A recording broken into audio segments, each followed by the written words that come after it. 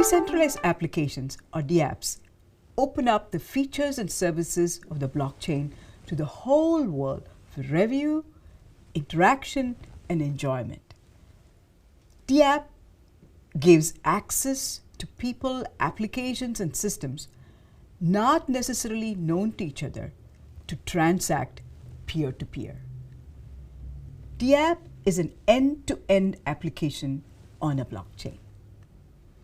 We open this course with essential concepts such as the blockchain server, Dapp architecture, and the details of the supporting application programming interfaces, or the APIs. We'll move on to experience a hands-on, practical, incremental, end-to-end development of a Dapp using the Truffle IDE. We will then explore a few smart contract specific best practices to improve the basic design of a Dapp. And finally, we'll review standards that are essential for transformation of an emerging technology into a mature, evolving technology. Armed with this roadmap of the Dapp development process, you will be prepared to chart your path through the emerging decentralized software culture. A Dapp, or a decentralized application, depends on the functionality of a blockchain for its infrastructure and operations. In its simplest form, a Dapp has a client interface as a front end and a back end that includes the blockchain and the smart contracts. Consider, for example, a simple wallet application client and the Bitcoin blockchain decentralized infrastructure. This is similar to the architecture of a web browser and a web server, but with one significant difference. The blockchain enables a decentralized infrastructure. Remember, the blockchain is not in one centralized place, but in the computing nodes of the peer participants. The client or the front end can be a web app, HTML and JavaScript framework, a command line interface, CLI, a desktop application, a mobile application, or even an IoT, Internet of Things. Understand, web front-end is outside the blockchain protocol, and it can only link into the blockchain smart contract using artifacts generated by the smart contract compile process. Recall, we discussed these artifacts generated by Remix IDE in course 2. Additionally, a Dapp can be created with a non-blockchain backend. Interplanetary File System, IPFS, is an example of such an architecture. On completion of this course, you will be able to discuss the architecture of a Dapp, design and develop end-to-end decentralized application using Truffle IDE, smart contracts, a web client, and a MetaMask client. Explore best practices in designing a smart contract in the context of Dapps. Discuss Dapp models and explore emerging standards that are essential for predictable behavior of Dapps.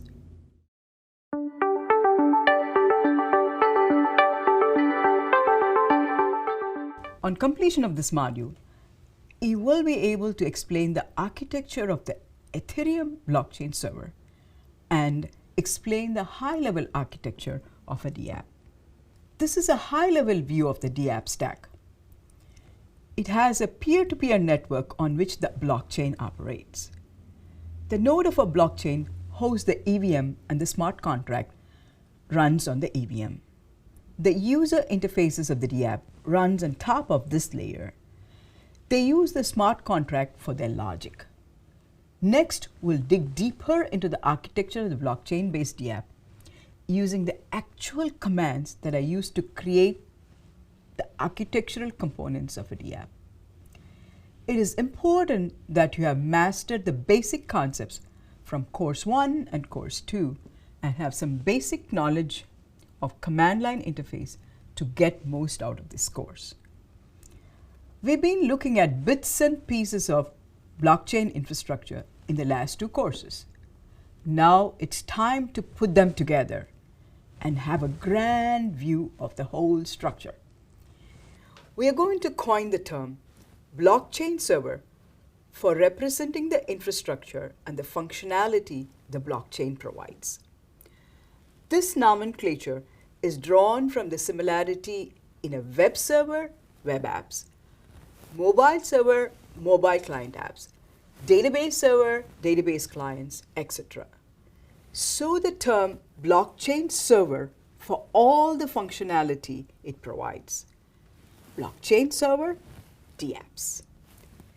Here you see the set of commands that install the Ethereum services and the application programming interfaces API it exposes to enable node creation, application development, and transactions on the blockchain. At this point, make note of the commands. You don't need to memorize the commands. Just try to understand the concept of the blockchain server, or the base on which the Dapps will be built. The term blockchain server also helps to differentiate the blockchain, the ledger, from the protocol services. Now that you have established the foundation, let's create a node on the blockchain server. Here we create a single node, node 0, or the genesis node for our blockchain server.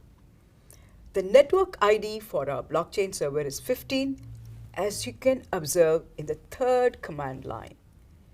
It is still a private local chain. Are you curious to know the network IDs for the common public networks?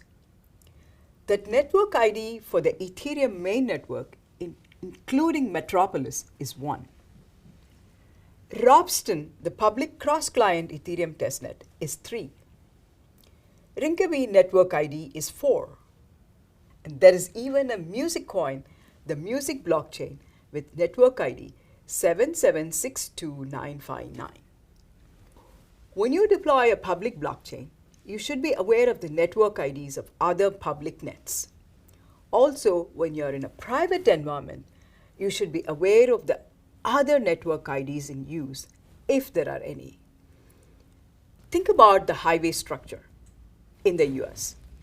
There can be only one numbered interstate highway that can carry across state lines. For example, the interstate Route 90. There cannot be another Route 90 across the nation. In the case shown, we are using get command provided by Ethereum server we recently installed. We use get command to install a node by creating a new account number, an externally owned account, EOA. Recall that we have discussed EOAs in earlier courses. We then initialize the node using a custom Genesis block that has a specification of the first block of the chain. Finally, we specify the network ID and the port ID to bind to for the node to interact with the blockchain. At the bottom, you will see the Ethereum node enode address for this Genesis node or the boot node created. Then enode address is used by other nodes to connect to this boot node and establish a peer-to-peer network on which the blockchain operates. Recall that a peer-to-peer network is one of the fundamental concepts in blockchain technology. We have not listed all the commands needed for the networking details. That is beyond the scope of this course, the focus of which is on Dapp development. We have completed the creation of one node. Let's now create at least one more peer node. Here we are creating node 1 and adding it as a peer node to the boot node we created earlier. After creation of this node, observe that we are using admin API's add peer command, the fourth command, and the enode address of the boot node we created earlier. The IP address and the binding port of the boot node 303XX, which represents the port number of the original node, node 0, that we created. This is how peer nodes are created and connected to join the blockchain network. Here you see multiple peer nodes 1 to n. When you want to join the blockchain network ID 15, install the base Ethereum server. Then execute the commands as shown earlier for a single node creation and add it as a peer. Thus, we have a peer-to-peer network enabling the blockchain operation.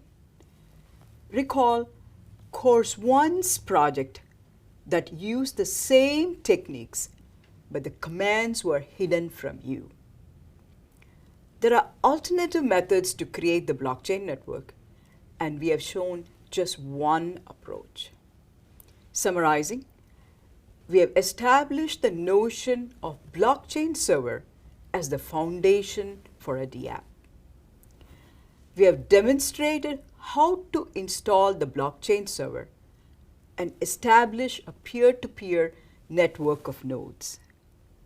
You explored an Ethereum blockchain server and a Get node so that you can be an informed Dapp developer. It's a common practice to develop and test a Dapp on a local test network before deploying it on a public network. Now, let's move on to developing and testing a Dapp.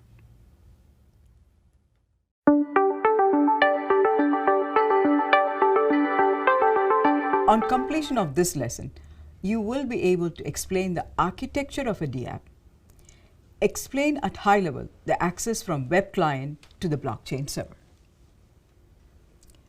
What is a Dapp?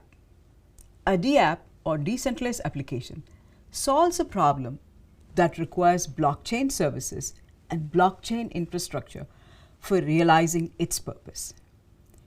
Typically, a Dapp has a web front-end and a blockchain backend and the code connecting the two. In such an architecture, the front end of a Dapp channels any external stimulus from the users to the blockchain infrastructure and returns any response back to them.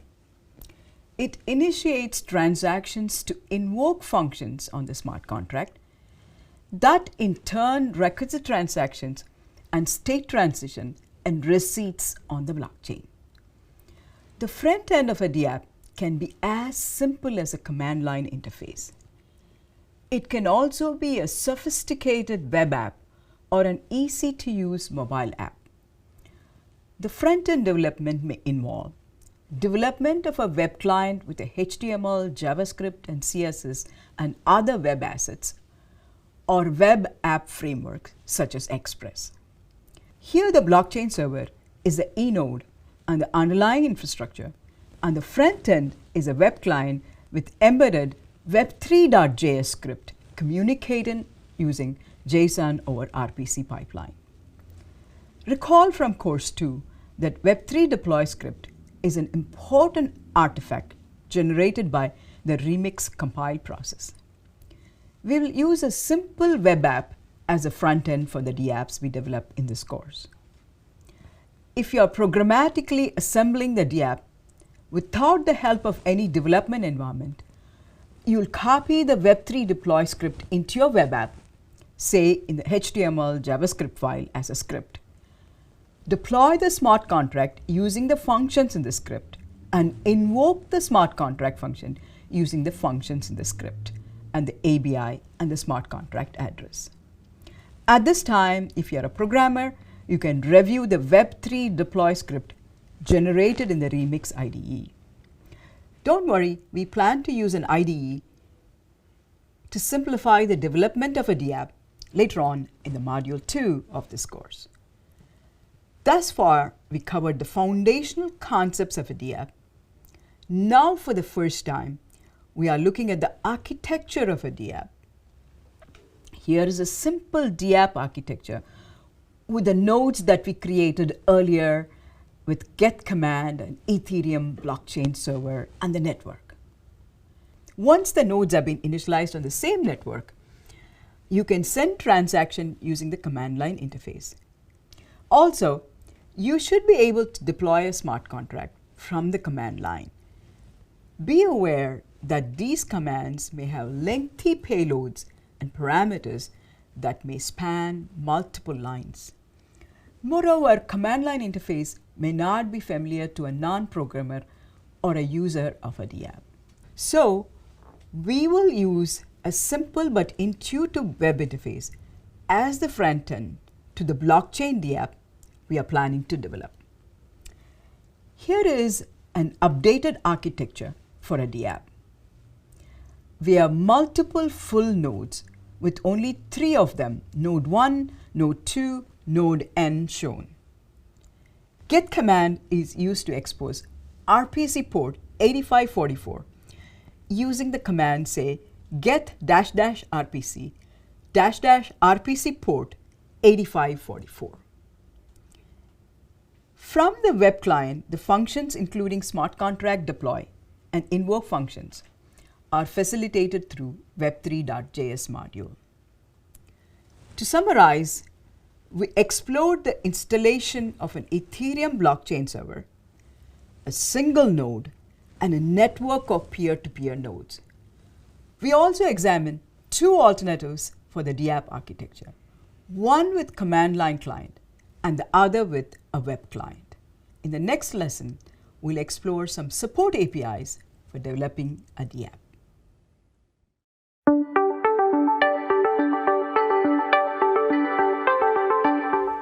What is an API? API, or Application Programming Interface, is a convenient and standard way to expose a set of functions related to a specific dataset and services. APIs also lend to reusability of code. An API publishes a set of functions or methods that can be used programmatically to invoke operations, access data, and store data. Access to an API can be controlled by specific access method, for example, public keys, if so warranted by the application.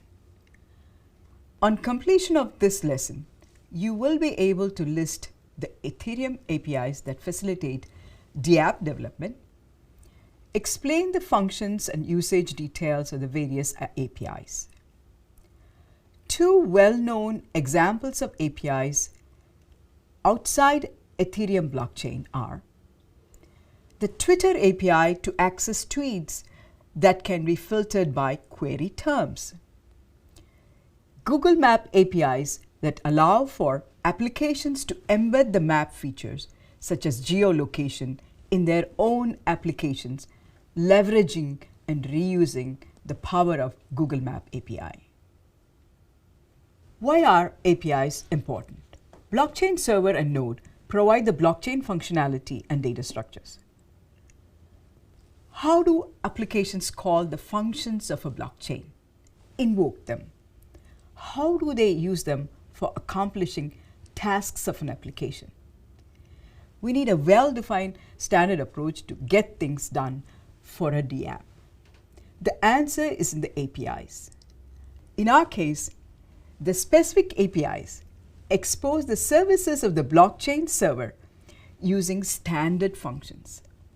When you develop a Dapp, interactions with the get node and the blockchain server is accomplished by invoking these APIs. For example, in the command miner.start, miner is the API and start is the function of the miner API. Why in the context of a Dapp are we learning about APIs? Blockchain technology has ushered in a whole new culture in software and systems development and management. In the beginning, software systems were proprietary products. Eventually, some moved on to become open source.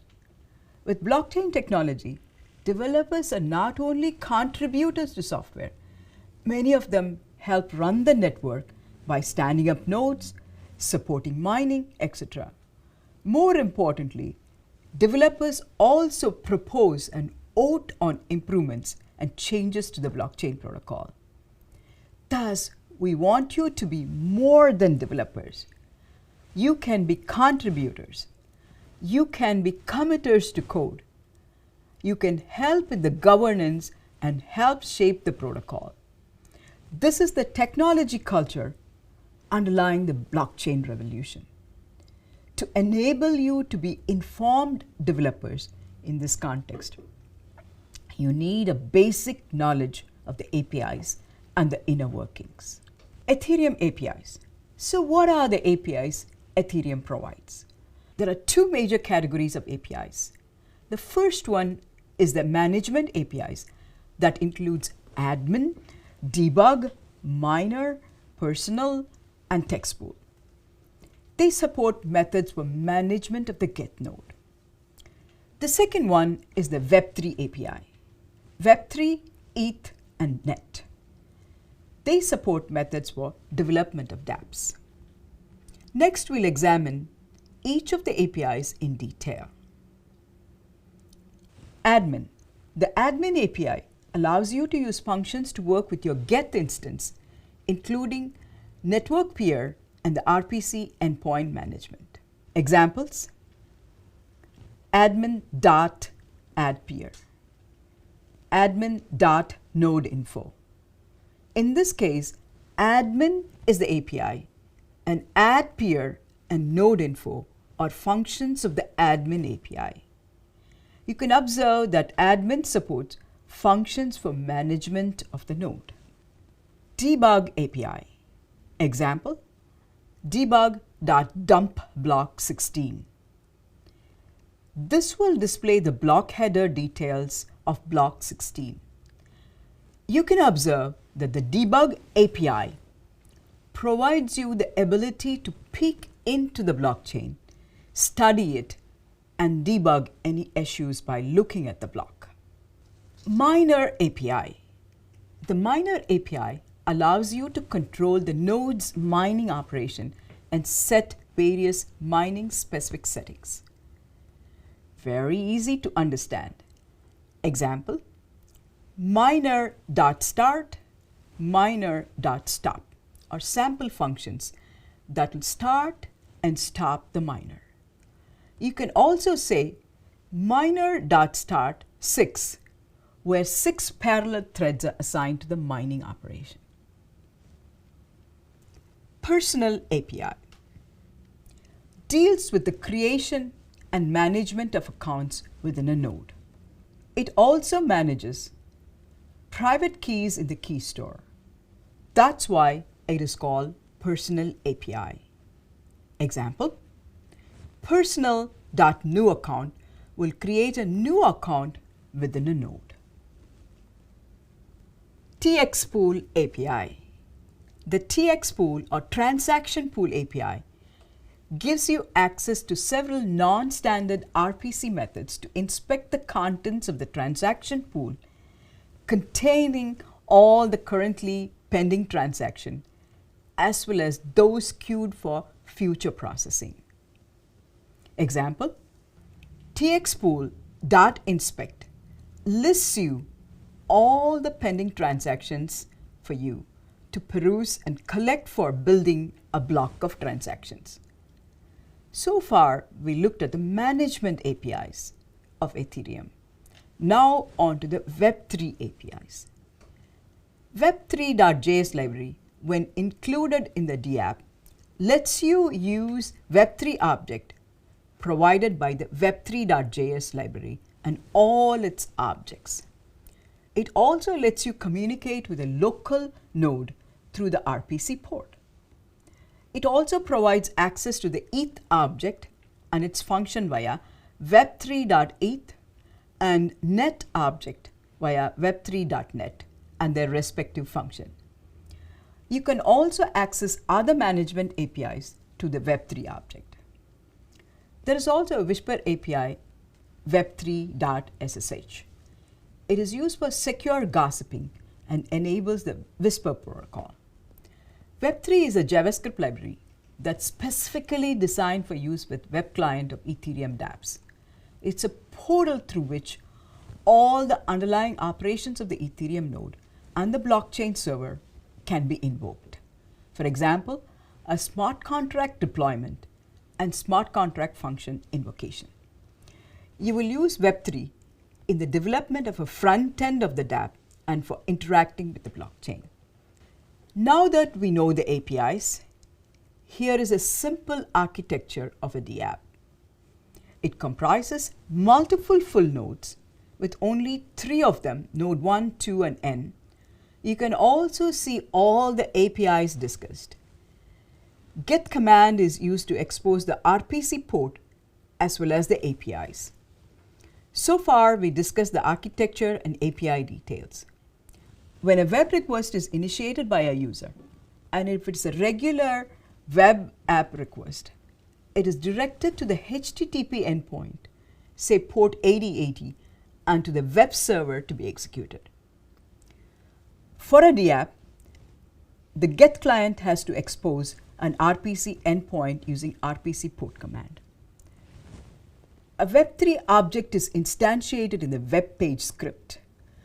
Recall that Web3.js is a JavaScript library. Requests or calls are invoked on the Web3 object. Requests are transmitted as a JSON over RPC pipeline between the web client and the GET client. Requested call and function is executed using appropriate API and smart contract code, and the result returned to the web client. As a recap, in this module, we introduce a way of looking at the blockchain technology, blockchain server, and client. We created a 2-node peer-to-peer blockchain network with ID 15. We learned the foundational knowledge required to be a developer of a Dapp and a blockchain citizen. We explored the Dapp architecture and the supporting APIs. Armed with all this knowledge, we are ready to develop our first Dapp.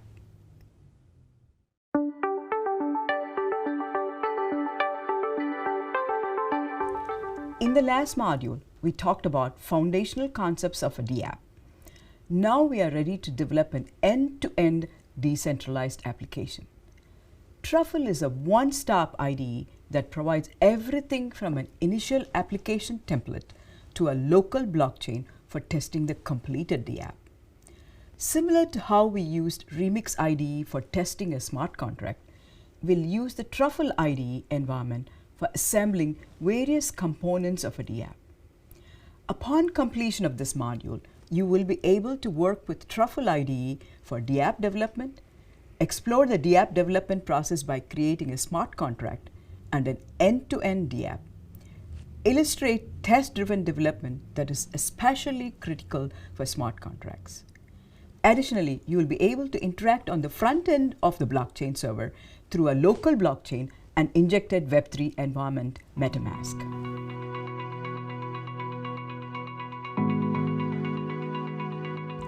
For ease of understanding the Dapp development process, we will reuse the problems already discussed in the Smart Contracts course of the Specialization course 2. These smart contracts are also available in the Solidity documentation.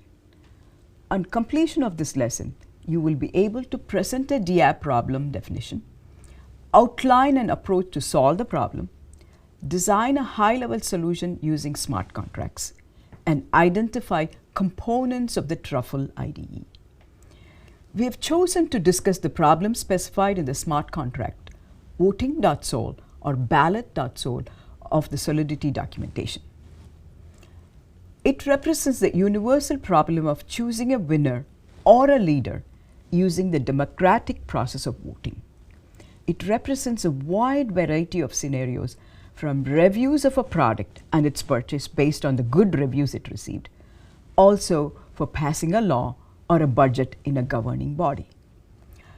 Let's start with a review of the ballot Dapp. Our goal is to design and develop a Dapp for voting that selects among number of items such as a set of proposals or products. In our case, we'll vote for the popularity of 4 different fruits.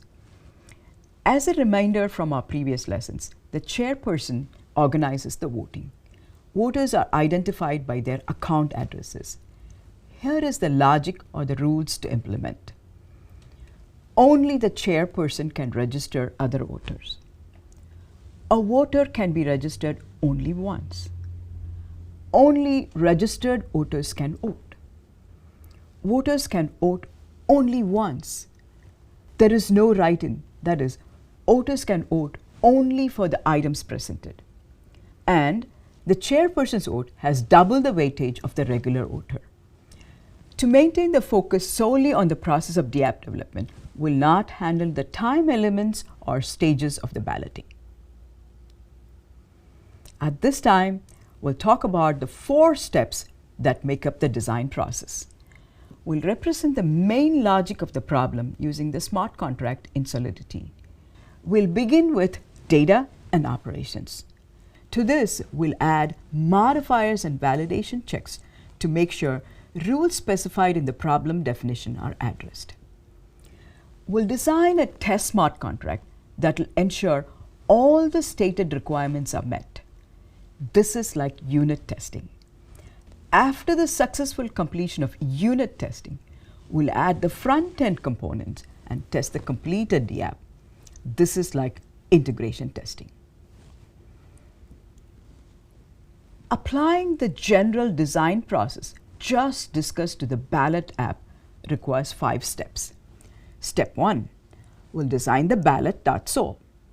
Step 2, we'll then illustrate the modifiers with just one modifier, only owner, referring to the qualified person as the chairperson. Recall that in the design of a smart contract, you can use modifiers to represent global rules. Step 3, we'll add a tester code for the required problem specification and run the test to make sure they all pass. Step 4, we'll add the user interface component. And step 5, we'll test the complete application by interacting with the interface. Remember, design before you code. Here is a familiar ballot smart contract design. Please note the addition of a compartment for modifiers. This compartment is indeed very important. Smart contract design now has 4 components: the smart contract name, data, modifiers, and functions. Recall that modifiers represent the common rules and policies and constraints. Now that we have discussed the problem, how do we solve or import the solution to the problem into the Truffle IDE? Truffle is an integrated development environment, or IDE, that provides a range of features for Dapp development, including commands for initializing a template or base directory structure for a Dapp, Truffle init, smart contract compilation, Truffle compile, local test blockchain for testing with a console, Truffle develop, migration script for deploying the smart contract, Truffle migrate, a test environment for testing the deployed contract, Truffle test. These are just a few operations possible with Truffle. These are sufficient to develop and test a Dapp. After you complete the course, you can explore other advanced features Truffle offers.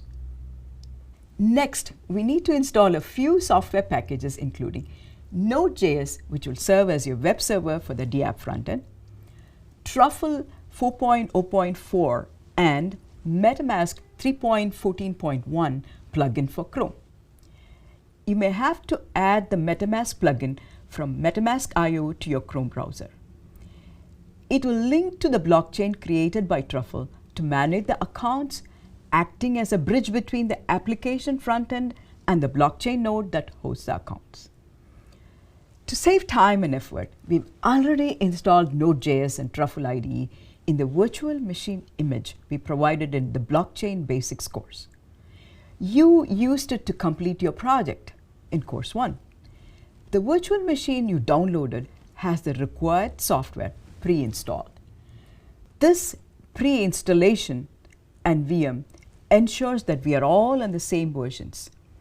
This is especially important since software requires updates frequently. This course is synchronized to the particular software versions.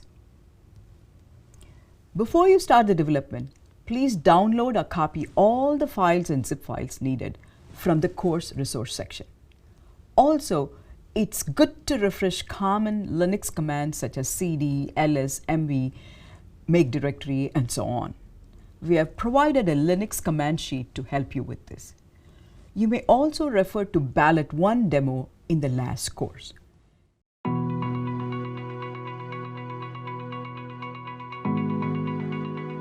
Next, we are going to create a folder Ballot1 since we are going to work with several versions of the ballot. Truffle provides a template directory or folder with the required structure. Note that you'll have to run the virtual machine and start a terminal before you issue the commands in a command line. First, create a folder Ballot1 for your project. Navigate to your workspace folder. In this folder, you will create a directory or folder called Ballot1 by make directory Ballot1. Then navigate into this ballot directory by cd Ballot1. Once you're inside, you're ready to initialize a project. You can do that by using Truffle init command. Once Truffle init executes, you will see 3 directories of folders: contracts, migrations, and test. And contracts contains Solidity source files for our smart contracts. There is an important contract here called migration.sol. That is the smart contract for facilitating deployment. Migrations folder. Truffle uses a migration system to handle contract deployments. A migration is an additional special smart contract that keeps track of changes. Test directory contains both JavaScript and Solidity tests for our smart contract. Next, you see truffle.js, the Truffle configuration file that specify the blockchain network ID, IP, and the RPC port. We'll now discuss adding contents to the directories that we created and configuring truffle.js environment for the blockchain properties. Okay, let's add ballot.sol to the contracts directory. Review the familiar content of the contract and its functions. Now, change directory back to the root directory of the ballot and compile using truffle compile. No errors should be present. Hello everyone, let's get started with the demos for course 3. We've given you a virtual machine image. Make sure that you have installed that, and also you have installed Truffle. If you are not using that IDE, you've installed Truffle. Truffle is the IDE we are going to use in the development of the decentralized app that we are going to create. We are going to create several apps. Also, make sure that you download the code files, the folders and the code snippets and other files that we have provided in the resources section of the course 3. I've created a workspace here for Coursera and course 3. It doesn't have anything at this point, as you can see, and I'm going to keep adding to this folder as we develop several demos. To start with, let's start initializing the template that is needed for the first demo. This demo is about the ballot that we have been using in the second course, course 2, and also here in course 3. And I'm going to do that by issuing the command truffle init. That will create a template for my Dapp. And it's ready. You can see that by looking at the folder, and I have contracts, migration, test, and a couple of script files that are for configuration. And they may not have anything at this point. So let me just go through and look at the contracts. So the contracts folder has one smart contract. As you can see, it's in Solidity. That helps in the migration of the smart contracts that we write. And so that's why it's called a migration smart contract. Let's go back, and in the migrations, and there is a file, script file, that helps in the deployment of the migration.sol that we talked about just now. And let me see, let me go back to full screen here, and we have other files, test, where there's nothing at this point, but we can add our test script in here. So this is the basic template into which that we are going to bring in our ballot.sol. How do you do that? I'm in the right directory. This is the base directory, and I'm going to copy from our Coursera docs. That's where I copied all the files from the resources section. I'm interested in a smart contract for ballot, and I'm going to copy that into my contracts folder. And I just copied right. So let me just go to my contracts folder and make sure it is there. It is there. Okay. So what do? I go back to my base, and now I'm ready to compile. How do I compile? I just use Truffle. Do that, it goes through. It compiles the two smart contracts that are in the contracts folder, and it creates the build artifacts. And as you can see, it has created a new folder build, and that's where the build artifacts are that the compiler generates. Now let's see whether if we write a smart contract from the scratch and if we make some syntax errors, if Truffle compile is able to find out. For that, I'm going to use an editor. You can use any editor, Atom, Sublime, but I'm going to use the editor that comes with this Ubuntu, and I'm going to do that, and I'm going to go into contracts, and here, and I'm going to gedit ballot.sol, and I'm putting it in the background so that I can be doing something else as the editor when the editor is open, and keep it open as I'm doing the other items in the Truffle. So I'm going to go here to the register function. This is a familiar smart contract for you. I'm going to remove that semicolon just to introduce an error in this contract. You can see that it is in the third line, 1, 2, 3 of the register, and you will see that this is the next line, and that's going to be creating the syntax error. And I'm going to save it, and let's go back to our term, and I'm going to go back. I'm just checking where I am. I'm going to go back to my base, and I'm going to initiate my Truffle compile again. I'm going to initiate my Truffle compile. And it's going to give me an error, and it says that expected token semicolon, that's what we removed, and it says before this line there was a semicolon expected that was not there. So I'm just going to go back to my gedit and correct the error that we introduced here, put the semicolon back, save it, and come back here, and I'm going to do I can use an up arrow to go back to the previous command, and I Truffle compile. Now I shouldn't get any errors.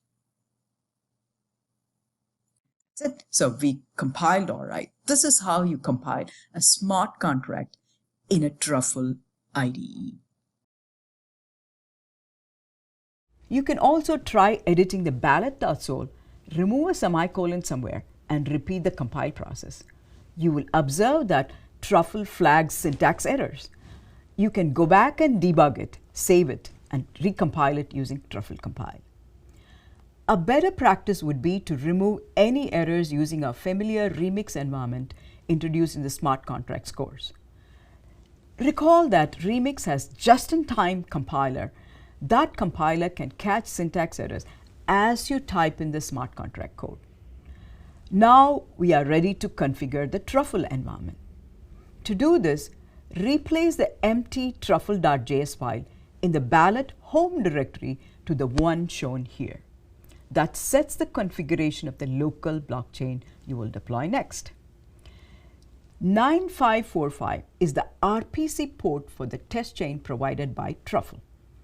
Now we are ready to deploy the local blockchain with Truffle. In a new terminal, navigate to the home of the ballot and deploy the development blockchain. The command is truffle develop. This command will deploy a local test blockchain with 10 account addresses that you will see. It will also display seed words for linking these accounts into a wallet or an interface such as MetaMask that we'll use later. Save the words somewhere. You may also copy the seed words into a file. Just one more additional step. We need to add a file to the migrations directory to deploy our smart contract. Create a new file named to-deploy-contracts.js in the migrations directory. Add the following content to the toDeployContracts.js file. Here is the content. You can simply copy toDeployContracts.js from the resources for the course into the migration folder or directory. Are you ready to deploy the smart contract?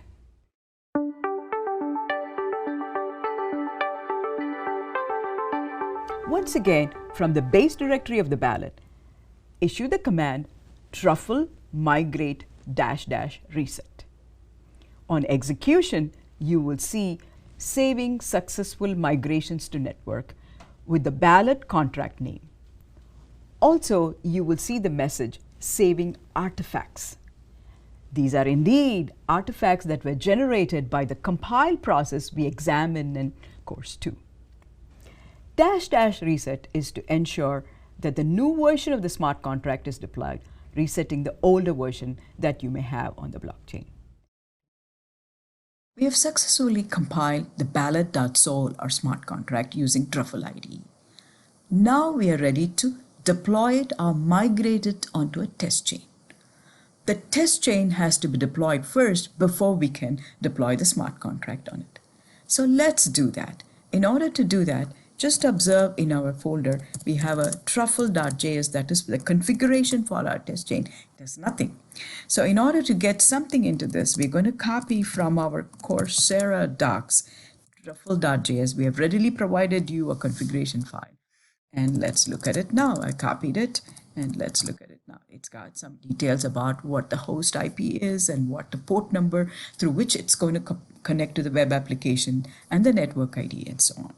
So now let's clear it up and let's deploy this test chain. In order to do that, I'm going to go into another term, a new term, and then I'm going to go into the same folder where I have my Truffle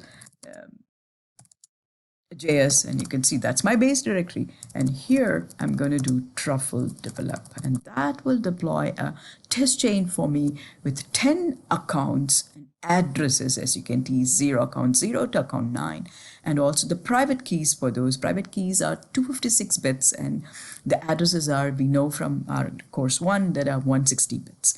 It also gives you a seed words. Make sure that you copy and keep it at some point when we are doing the testing. We may need this for connecting to this test chain.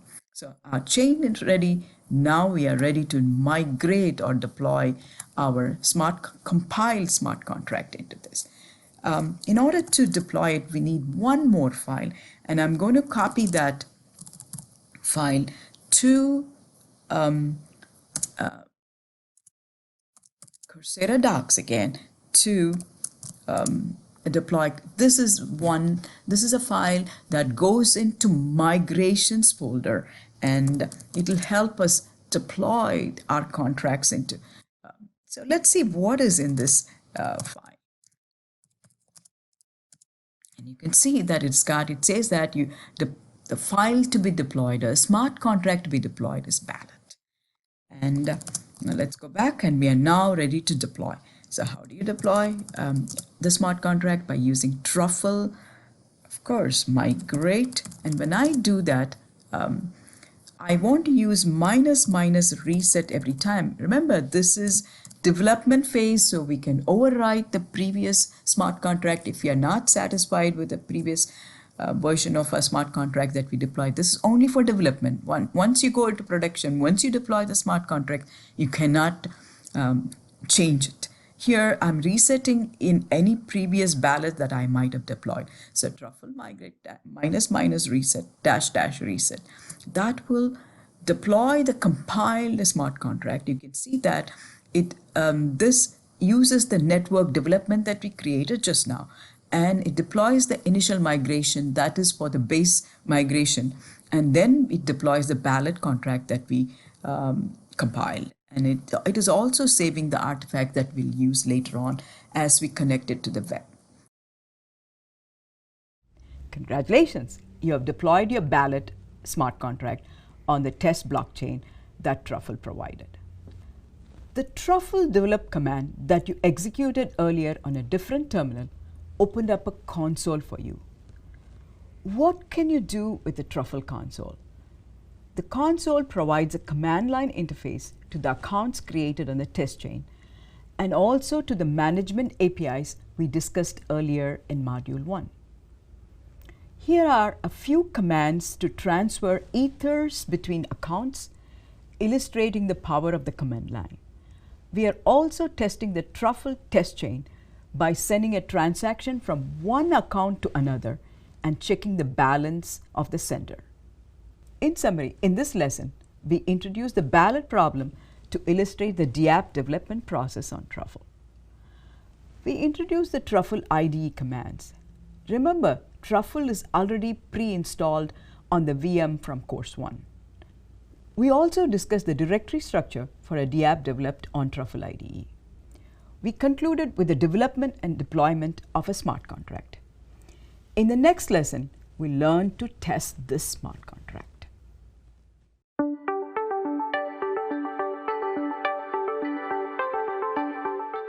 Some of us who grew up with emergence of integrated chips and system on a chip, we know the importance of testing.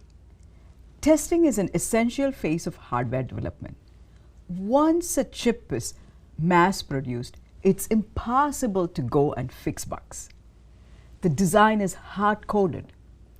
To illustrate this, look up the Intel floating point bug of 1994 that resulted in a massive recall of its Pentium chip. Also, review the current Spectre and Meltdown bugs in the hardware chips that may result in security issues. Can you believe these bugs may require hardware redesign and replacement for almost all computing devices in the world using these chips? You can see why testing is a critical step to hardware design before a product is released. On the other hand, bug fixes on software systems are provided through weekly updates as a routine. How about our smart contracts, the core logic of our Dapps? Smart contracts are like a hardware chip. Once deployed, they are final and cannot be updated unless special provisions or escape hatches are built in. Recently, we heard of million-dollar highs in DAO hack and parity wallet issues. These are indeed due to bugs in smart contract code. So, testing is absolutely imperative for smart contracts. Upon completion of this lesson, you will be able to explain the importance of a test-driven development and test scripts in detail. Testing with ballot smart contract can be done by positive tests, making sure for a given valid input it performs as expected. We'll test the complete ballot cycle of deploy, register, vote, winning proposal, and negative test, making sure it handles invalid inputs and situations appropriately. We'll code only 2 of the many negative tests possible. Usually, testers are written in the same language as the main application to be tested. You will write the tester itself as a smart contract and in Solidity language. There is a fine illustration of this in Truffle Pet Shop example. However, ballot contract uses address type data repeatedly for the chairperson and the voters. This causes a problem when another smart contract is used as a tester. So we'll use the alternative language supported by Truffle, namely JavaScript, for writing our tests. Truffle allows both languages, JavaScript and Solidity. We'll use JavaScript. Look at test.js. It has 4 positive tests and 2 negative tests. If we can open up test.js using an editor, you can follow along. So far, we've used Truffle IDE for initializing a template for Dapp development, populated this template with ballot.sol smart contract into the contracts folder, compiled this smart contract, and deployed it or migrated it to the test chain Truffle IDE provides. Now let's see how we can test it. In order to do that, we need to provide some test scripts in the test folder. We don't have anything there, as you can see. And luckily for us, we have provided the test script in the course resources. Let's copy this into the test folder. As you can see, the test script that we have provided is in JavaScript. You can also write test cases in Solidity. You have good examples of that in the literature. Let's see what test.js contains. I have it already open in the Atom editor. And the way we have designed it is that we have set up positive test cases and then a couple of negative test cases. Later on, we can add any number of negative test cases. You can see that first line says that we need the ballot.sol artifact. Then an test instance of this ballot is created, and we make sure that it is deployed in the first test case.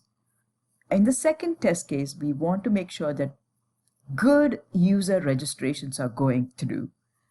And we are registering 3 accounts and making sure that only the owner can register. So you can see that it's valid registrations are going through.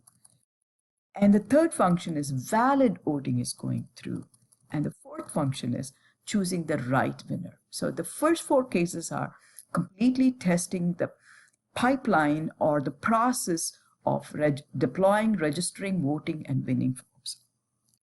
And the next 2 test cases are negative test cases where not the owner is trying to register an account, and an unregistered voter is trying to vote for the proposals. So there are 2 test cases. There could be many more, and as you will see in a later demo, you will see many more test cases. This is going to be the template for your future applications testing that you may do. Okay. You need some basic JavaScript knowledge to do. Let's go back here, and I have this available here, and I'm going to go back to the base directory, and of course the command is truffle test. We have compiled it, so we're just going to do truffle test. You can see that it went through the test cases, and there are 4 test cases that are valid. We gave good inputs, and it did check it. And the next 2 are bad inputs, but it did indeed capture that and say that your Solidity smart contract did indeed capture these as bad inputs and did not execute the operation. So we passed the test. 6 tests and 6 tests passed. So this is the end of testing. We're going to add more testing in a future demo on ballot. On to the scenarios where the tests fail.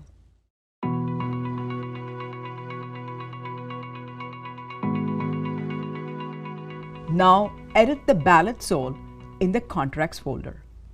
Delete the only owner from the register function. Save the ballot sol.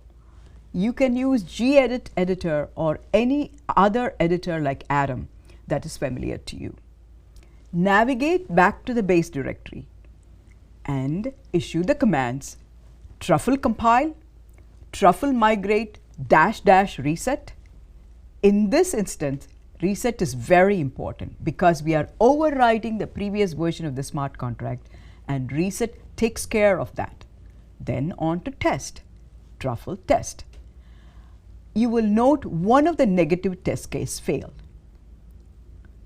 For the second negative test, edit the ballot sol voter function, remove voter.wait equal 0 and the comma just before it, so that it does not check for unregistered voter. This is an error. Save it. Navigate back to the base directory and repeat the process again. Truffle compile, truffle migrate -- reset, truffle test. You will see one more of the negative test cases failed. Now get back to ballot sol, edit it, add the deleted items, After adding the only owner to the header line of the register function and comma wait equal 0 to the out function, save it and carry out the truffle steps to make sure everything tests okay. Navigate back to the base directory, truffle compile, truffle migrate -- reset, truffle test. You should see all the tests passing. Let's now check for the negative tests. There are two negative tests. One, registration by the owner. Only owner can register other voters. And the second one is for accounts registered only can vote. We'll test only one of them now. The second one will test later when we have the complete Dapp. For the first one, I'm going to go into the contracts folder and gedit my ballot.sol and go to the register function. In the register function, there is a modifier specified here, only owner. Only owner can do registrations. And I'm just going to remove it. This is an accidentally remove, not specifying a condition that is required for a problem. And this will compile, all right, there should be no problem. Okay, so if I do compile, it should compile. If I do truffle compile, it does compile, all right. All right, so no compile errors, but there is an error in the way, the specification of the problem. It did not validate the condition that only owner can register other voters. So let's see how we can do it. I'm just going to do truffle test because we've written the test case for it. I'm going to test it and voila, you can see the positive test passed because the process was correct. But when it came to the negative test, since we did not specify only owner, and that condition was checked by our test case, negative test case, and it gave us an error. And so it captured that we did not enforce that condition that registration can be done only by the owner. And that's how you enforce testing of the smart contracts.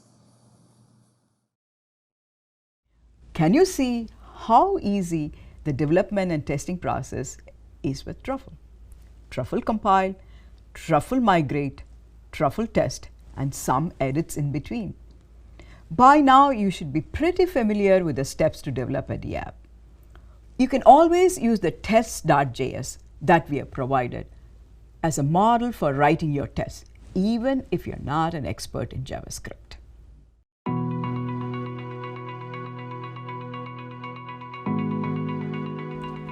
In this lesson, we are going to add the web interface to the Dapp.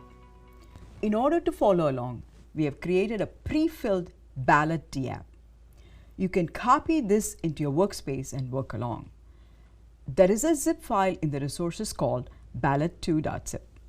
Upon completion of this lesson, you will be able to list the changes to be made to the base code of the ballot soul to link to the user interface and to integrate the user interface front end to the ballot smart contract and the blockchain backend.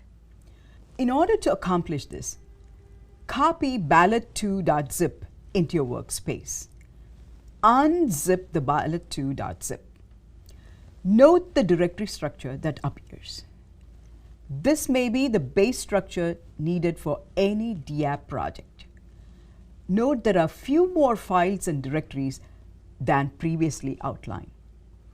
We know that contracts has Solidity contracts, migration folder has migration scripts, test has the test scripts, build has the JSON artifacts generated by the compile process, source folder has the web assets such as JavaScript, CSS, and index.html. Node module folder has the Node.js modules, and JSON files and JavaScripts are the configuration files. Now, navigate to the source directory that provides the web assets. There is a file called app.js in the source Java directory. This instantiates the objects needed for the web client to communicate with the blockchain node. We need to expose the blockchain accounts created through Web3 provider object of the app. Simply put, Web3 init code does that. It shows how Web3 object is created and linked to the test chain we deployed. Secondly, we need to tell the Web3 where to find the smart contract artifacts. Init contract method of the app.js does this. Then you'll have to add methods to handle the calls to the smart contract and return values from the smart contract to the web interface. So far, we have created the backend of the Dapp. We've initialized using Truffle init, compiled, deployed, and tested it. Now let's see how we can add the front end. Instead of going through the entire process, which is beyond the blockchain protocol, we've given you the complete Dapp in ballot2.zip in your resources. Copy that into your current folder and let's explore. And I'm going to do that ballot2.zip from your resources into this folder. And we have it here. Now I'm going to unzip it and it's going to create a whole lot of files. And I'm just going to clear. And let's see. We got a nice little directory ballot2 going there. Okay. And we can see that it's got a lot more folders than we had before, but there are quite a few familiar ones: contracts, migration, build, and source, and test. And source is what holds all the web assets for your application, the front end, and also the JSON files that you have. The node modules hold the server end of it. The Node.js is our little lightweight server that's going to serve the HTTP requests. And so let's go into the source. We are going to look at only one of the files that's going to act as a glue. In that one particular one, JavaScript file, and that is app.js, and we already have it open in Atom. And I just want to point to a couple of functions there, as you will later on use this template to develop your front end. I'm creating an app object that initializes the Web3 object that is going to be the receiver of all the blockchain requests from your application, front-end application. And it's going to pass it on to your underlying RPC endpoint that you have opened up in your blockchain node. And then there is also an init contract, that is init Web3 object, and then init contract, which is going to point out to all the artifacts that is needed for your smart contract, in this case ballot.json. Besides that, we have other support functions. The ones that I want to point out are handle register, handles the register function of your smart contract.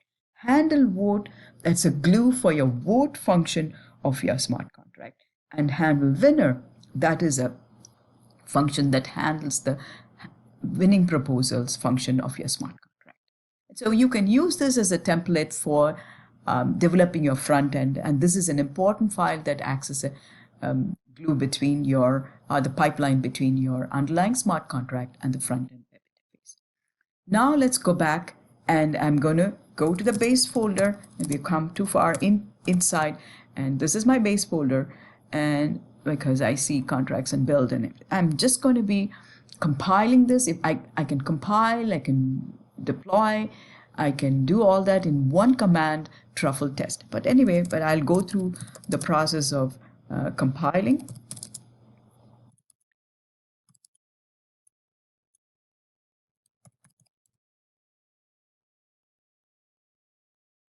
And next is truffle.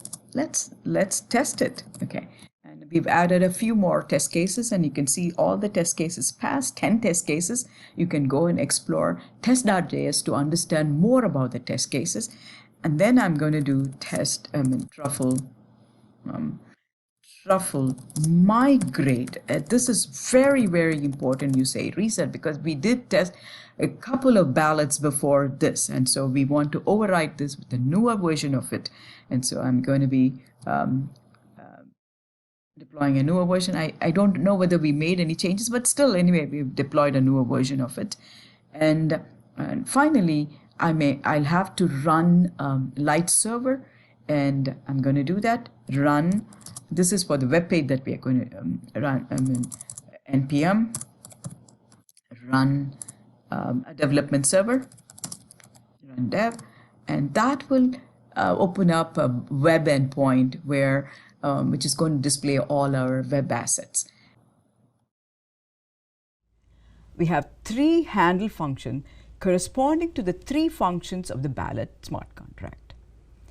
Function handle register, function handle vote, and function handle winner.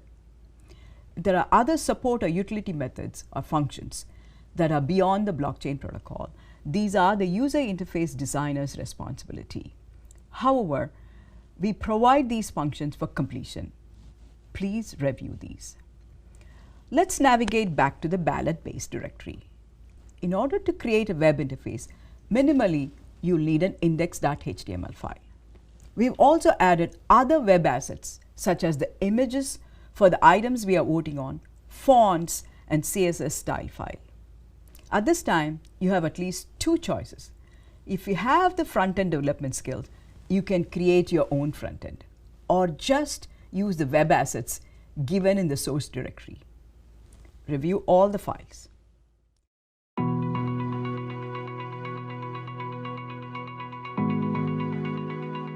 Now, you're ready to go through the development process once again. Restart the test chain. Truffle develop in a different terminal. Truffle compile from the base directory of the ballot. Truffle migrate -- reset. We don't need the test command. We are done with it. Now, let's go to the browser. Start the Chrome browser. Go to the MetaMask IO. Get the MetaMask extension for Chrome. Accept the conditions twice. You will see a brown MetaMask phase installed as a plugin into the Chrome. MetaMask is a bridge between our blockchain server and the web. We've added it as a Chrome extension. This is the preferred approach for our explorations. MetaMask is like a digital wallet that provides features to connect to the underlying blockchain node and manage accounts, gas points for transactions, and the balances. MetaMask also provides a simple interface to sign the transactions and transfer gas points needed for the execution of the transactions. MetaMask installs quickly. It is easy to use. Don't hesitate to remove it and add it again in case it goes out of sync with your blockchain server. Now let's see how we can link MetaMask to the blockchain server. In the Truffle IDE, default port for the test chain deployed by Truffle develop command is 9545. Account addresses are exposed through this port. Let's now link MetaMask to manage it for our Dapp. In this demonstration, you learn how to set up a local private blockchain and the MetaMask Chrome plugin. MetaMask is a light node and a wallet that can be used to manage accounts and transactions for any Ethereum blockchain, including the mainnet, Rapston, Rinkeby, and your own private blockchain. In order to deploy the private test chain, I'm going to type in, I have 2 terms here, and I'm in the ballot, one of the ballot folders, and I'm going to say Truffle develop. And you will see 10 accounts getting created, and each with a base of 100 ethers, fake ethers, and it is this particular blockchain is bound to test chain is bound to 9545. And you can see that the account numbers are 20 bytes and the private keys are 32 bytes. And this also provides you a mnemonic that will be used to connect to this blockchain later on through another means, keyword or key phrase means. I'm going to copy these and keep it for later. And now the next step is to go to the Chrome browser and install the Chrome extension for MetaMask. In order to do that, I need my Ubuntu password. Password is Ubuntu. And I'm going to go into MetaMask.io. And before I install it, I'm going to remove Chrome extension that I already have, because I'm just going to be showing you how to do it. So get Chrome extension, add Chrome, add extension. After accepting to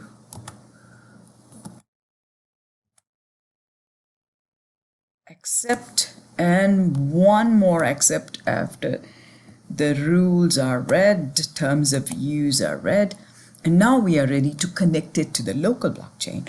We do that by importing the key phrases or key phrase and provide a password that you will remember. And now it's connected to the main network, or it's attempting to connect to the main network. It can also connect to all the other networks listed here, but we want it to be connected to the local chain. So we know that it is bound to port 9545 of the local host. And I'm going to save that binding and go back, and you can see, voila, this is connected now to the local accounts that you have. And you can see that 6273 was the first account, and you can see that it shows up there.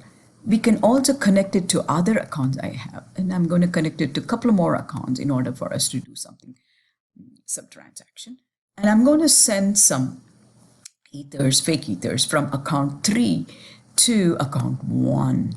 Okay, let's say we send about 10 ethers, and I see that, and it's asking for some fees, and you can say yes, okay, and it's pending. Now it's confirmed, and as you can see, account 3 has about from 100, it is now about 89.999 something. 10 ethers was sent directly to account 1, but the fraction of the ethers missing here is for the transaction fee. And I'm going to go back to account 1, see whether it has been transferred. Yes, it has been transferred, 100 to 110. This is how you can transfer ethers. The same way we can do the transactions to the smart contract, operating on the smart contract, and deployment of the smart contract too. So let's see how we can deploy a smart contract. For that, I'm going to go to the other term, and I'm going to Truffle migrate ballot onto the test blockchain, and it go through. And in order for me to interact with it, I can always, this is always available to me, the console provided by the local blockchain, but we don't want to be typing in the long addresses and commands on the on this command line interface. In order to provide a nice little web interface, we need a lightweight web server running.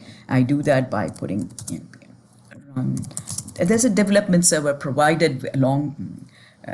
I'm going to run that, and it provides you the web interface, as you can see, to the smart contract that we created. And also the MetaMask IO shows you that from the 110 ethers we saw earlier for account 1, there's a little amount has been taken because we deployed a smart contract that requires some money, that requires some ether. And so you can see the account balance is now a little less than 110 ethers. And now we can interact with the web browser that connects to the little web server that we ran, and MetaMask's wallet interacts with the blockchain in order to carry out the recording of the transactions on the immutable blockchain. We'll learn more about the other transactions, smart contract transaction, in the later demonstrations. And that is the end of this demonstration. The main purpose was showing you how to deploy the MetaMask Chrome extension and use it, and how to deploy the local chain. And we have completed that here.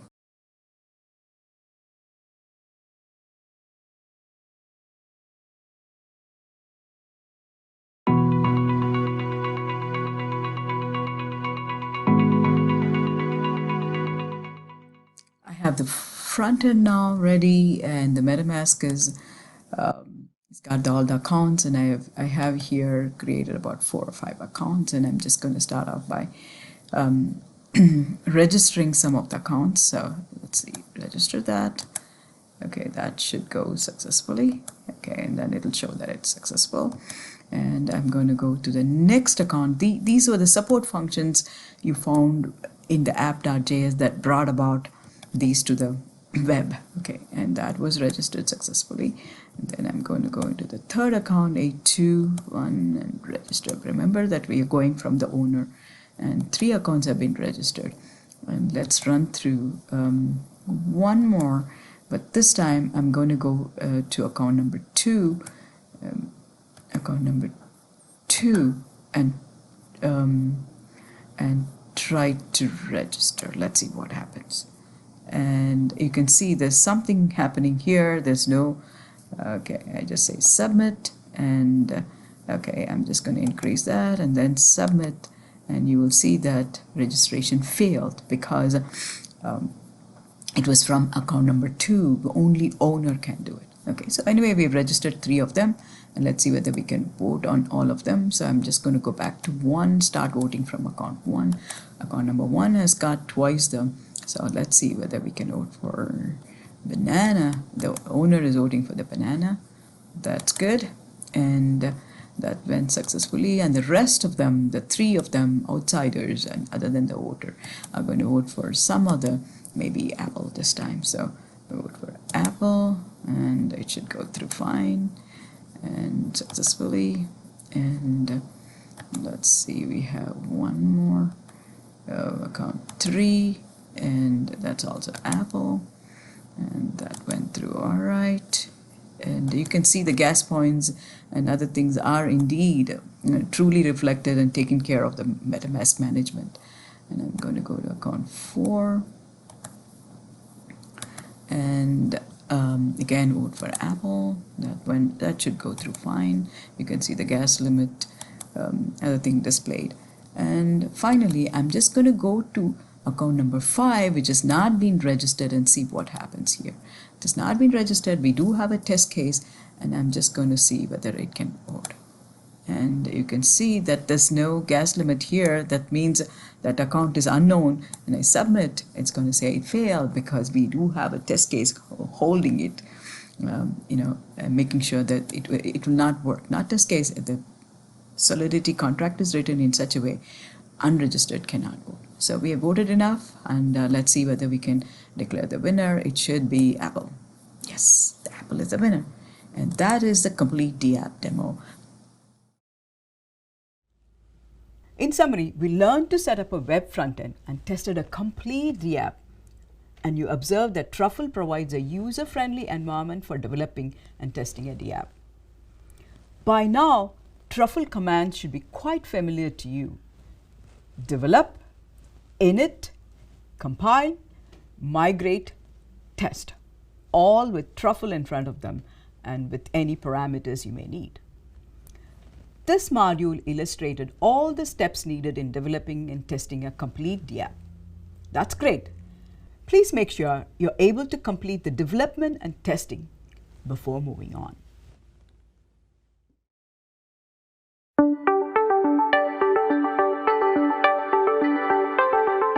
At this point, you should know the basic concepts of a smart contract, how to design and code one in Solidity language, and how to test it using Remix environment. In the last module, we discussed the complete Dapp built on a smart contract-based solution.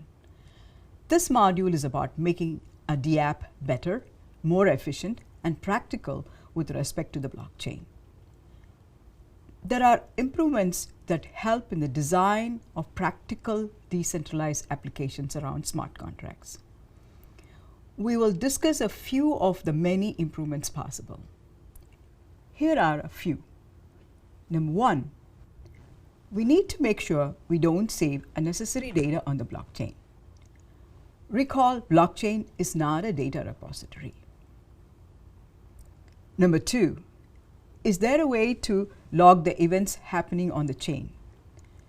either for getting a notification of completion of an operation or if something needs attention. Number 3, smart contracts cannot access the outside links, say, to get today's US prime interest rate. Is there a provision to get outside information that will still keep the blockchain consistent?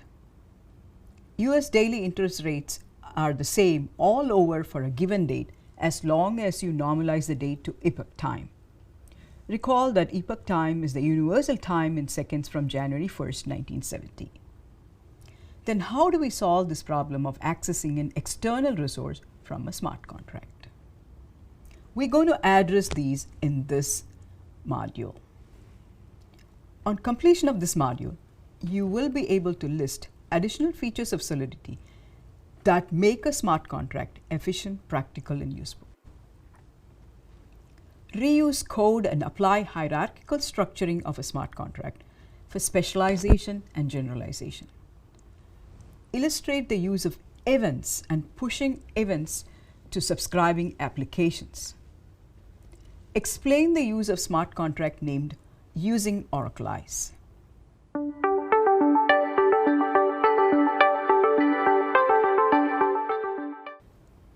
Software development, as you know, is incremental and iterative, with every iteration improving over the previous. Did you know that security was afterthought and was retrofit into HTTP protocol from HTTP to HTTPS? See the beginnings of this improvement in RFC 2660 and RFC 2818. Ethereum Improvement Proposal Framework, EIP, that manages ongoing improvements to Ethereum protocol is a good example of iterative process improvement. Recall that EIP is similar to the Request for Comments RFC of the Internet Engineering Task Force, IETF. Minimize the footprint on the immutable ledger in the blockchain. Manage ownership and lifespan of a smart contract. Organize related smart contract using interfaces and inheritance for reuse and proper type classification. For minimizing the footprint on the blockchain, let's consider storage versus memory attributes of data. By default, all the state changes to the variables defined in the smart contract are saved as state on the blockchain. Recall from course 1 that the state hash of the Ethereum block header is computed using Merkle tree or Patricia Merkle tree of the state variables. We would like only a sliver of data that is needed as state for provenance, governance, and immutability to be saved on the blockchain.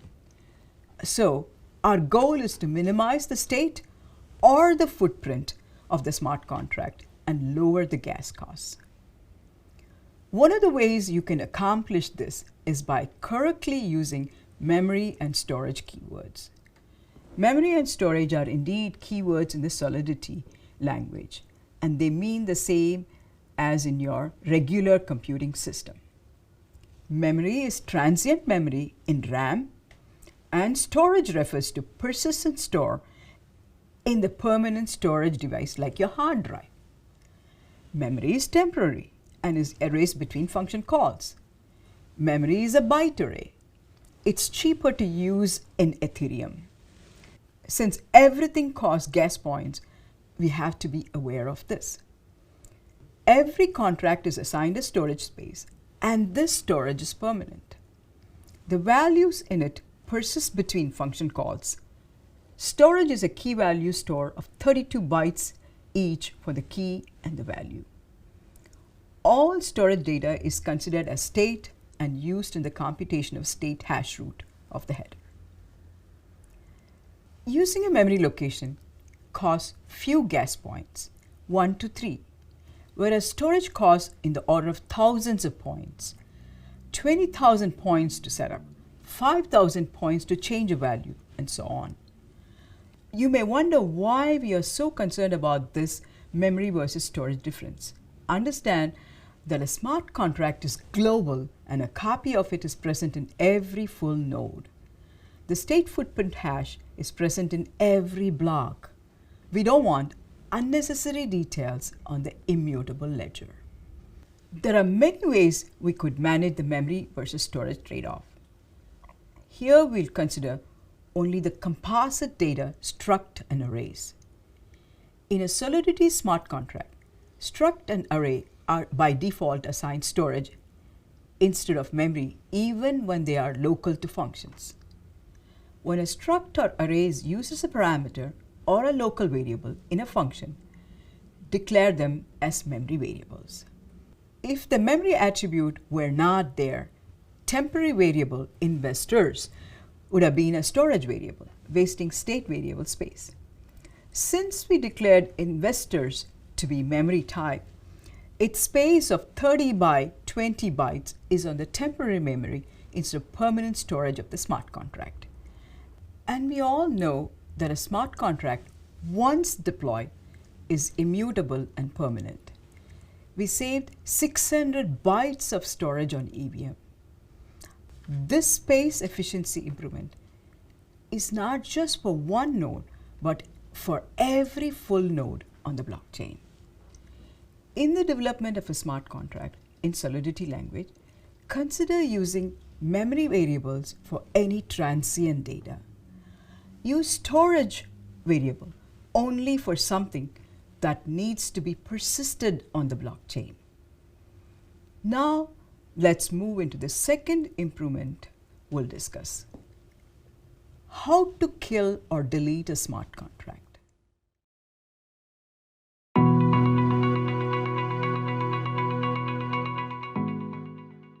Have you wondered, what if a deployed smart contract is outdated? Consider this scenario. In the US, 2016 income tax laws are invalid. So are the smart contracts we might have deployed for this. Thus, the smart contracts are now useless. What happens to the money, tax, that any of the smart contracts would have collected? Can we change the ownership of these smart contracts to a trustee account as we deploy smart contracts for representing the new tax laws? These are questions to be carefully addressed, not just for the Internal Revenue Service, but for any business or organization that may deploy a blockchain and a Dapp smart contract solution. Recall that a smart contract is identified by an address. This is an important concept. It may represent a token, an organization, a person, human or otherwise, and the related logic rules and operations. A smart contract has an owner. By default, it is the creator of the smart contract. It has a value or ether balance. Its ownership may change or it may have to be deleted. Given all these complex attributes, how do you manage a smart contract? To delete or kill a smart contract, Solidity provides a function called self-destruct. Understand this call is irreversible as per the default blockchain protocol. Once killed, the smart contract cannot be revived or accessed. It is like hurling an expired spaceship into the abyss of space. Another good programming practice is to make sure only the owner or the owners of the smart contract or an authorized person has permission to self-destruct a contract. Assume a time duration is also specified for the contract. Modifiers are used to enforce the destructor's address and the time duration for the smart contract. Here is the code. What happens when a kill function is executed? The smart contract code is removed from the state of the blockchain if the conditions specified by the modifier are satisfied. In our case, the conditions are that the function is called by the designated address and the time specified has elapsed. The remaining ethers stored in the address of the smart contract is transferred to the address specified in the parameter of the self-destruct call. The smart contract itself is inaccessible by its current address. The next concept is equally important for smart contract design.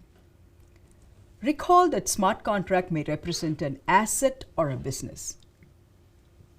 During the lifetime of an asset, ownership may change. It may change due to the sale of an asset, donation of an asset, or by bequeathment. These are just a few. There are many more scenarios for ownership transfer. This function can implement a transfer of ownership. But make sure you qualify the transfer with a modifier or modifiers so appropriate rules are enforced.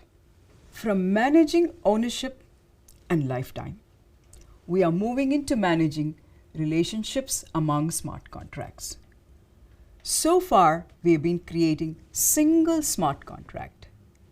It is possible a complex application could be composed of many smart contracts, one instantiating the other or inheriting others. It is also possible that the symbols or namespace for an organization is defined in a common smart contract that needs to be applied. Import command can be used to include files in your smart contract. At the time of compilation, associations are made between the imported files and the current smart contract, and the bytecode is generated based on this association. This leads us to the programming practice 3. Composability, specialization, and generalization are important tenets from object orientation that can help in designing smart contract solutions for complex problems. This also promotes reusability of code and standards across organization and participants, as you will see in a later module. We'll explore inheritance next and its importance in smart contract-based applications. For example, federal laws, referred to here as Fed laws, can be a legal framework that can very well represent an interface smart contract, letting the state and the field offices implement them as they see fit. In this case, state laws and field laws are also smart contracts, and they are associated using the import statements. This is inheritance at work. As a subtopic of relationship among smart contract, it is possible to create libraries and import existing libraries into your Solidity smart contract code. Libraries are special smart contract with no ether balance, no payable functions, and no state to be stored on the blockchain. A fine example is a safemath.sol by Zeppelin that can be included in your smart contract for any math computation. Import safemath.sol. Many libraries are yet to be created. You can be sure many domain-specific libraries will emerge. Here is an opportunity. You too can be a creator of a useful library for your application domain. Summarizing, we explored 3 important concepts in this lesson. Memory versus storage attribute for data in a smart contract. Managing lifetime and ownership of smart contracts, and inheritance. Lifetime and ownership is something unique to smart contract, and some Dapp developers may tend to downplay the importance of this. You should not. You will explore many applications of the inheritance concept in the next lessons and also in the next module.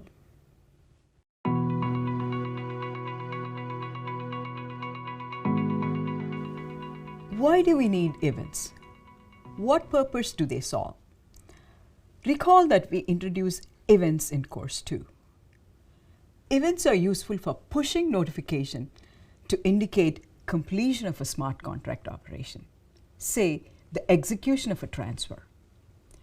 Events can be used to notify any event occurrence within a smart contract and the blockchain.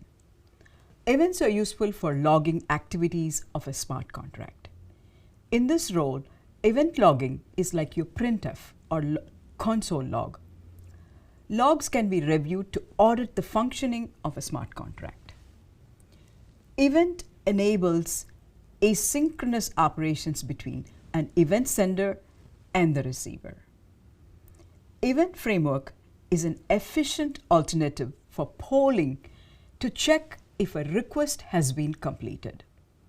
On completion of this lesson, you will be able to explain the use of events for logging and pushing the status of a smart contract to application. Illustrate the use of an event in the design of a smart contract, the coin smart contract. How do you program, set up, and invoke an event? You define an event by its name and parameters. An event can be parameterized like a function. For example, in the coin.sol, you will see event sent with parameters from, to, and amount. You invoke an event by its name and actual parameter values. This will push or log an event occurrence for its listeners. For example, in the coin.sol, you will see sent with parameters sender, receiver, and amount. How do you consume an event? You set up the listener for an event or events and consume or catch an event notification and act upon it. We're going to illustrate events using Coin application. Coin smart contract has two data items. First one is the address of the minter or the owner. The second one is the mapping between the account address and the coin balance. Please understand this is not the ether that is used for paying gas points. Event sent is defined with three parameters. Event is pushed or logged after the transfer is completed within the transfer function. We'll demonstrate the Coin Dapp on Truffle IDE and MetaMask in a bit. Coin has a constructor. It has a mint function that only the minter can execute to mint new coins for a given address. You will have to be in account 1 in MetaMask or in the minter's account to mint. The last function is the transfer that can transfer coins from one account to another.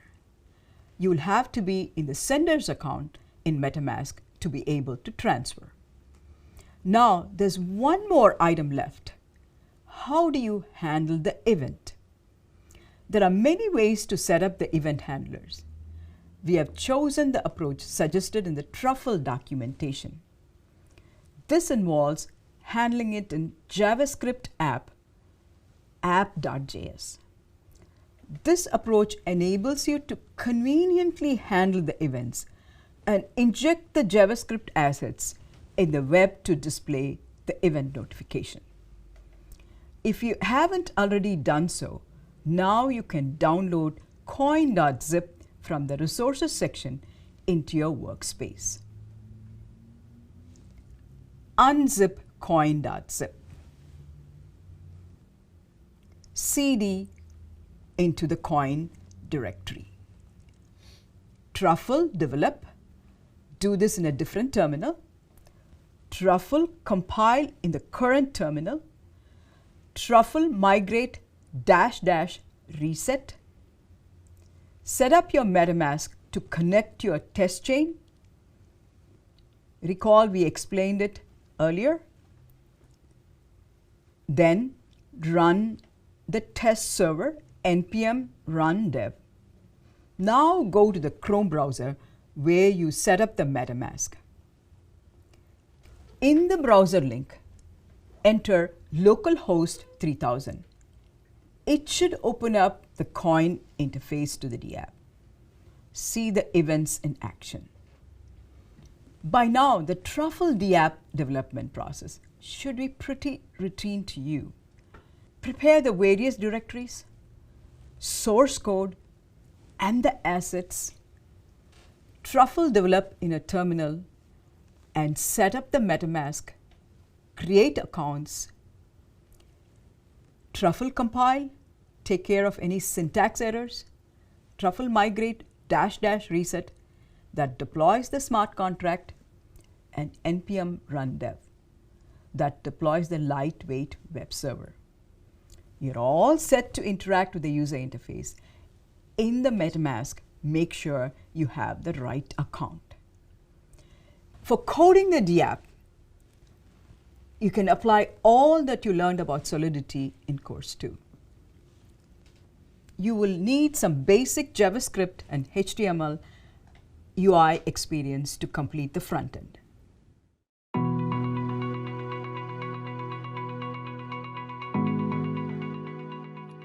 We're going to illustrate the event logging using the coin smart contract. I already copied the coin.zip from our resources. Let me unzip it, and that'll create all the artifacts needed for the coin. So I'm just going to go into the coin folder where I have it, so you can look at it in the contracts. And the coin.sol has 3 functions, including the constructor, coin constructor, mint, where the coins are minted by only the minter, and transfer that can happen between any account. When the transfer is completed, a sent event is logged with 3 attributes: sender, receiver, and amount. And you can see the event getting defined here. And let's run it and see. And I'm going to Truffle compile. You can directly go to test if you would like. Compile. I'm also going to test it. We put some test cases here, and you can examine that later on by looking at the test.js. Truffle test, and you can see there are 5 tests. And then I'm going to go into Truffle migrate.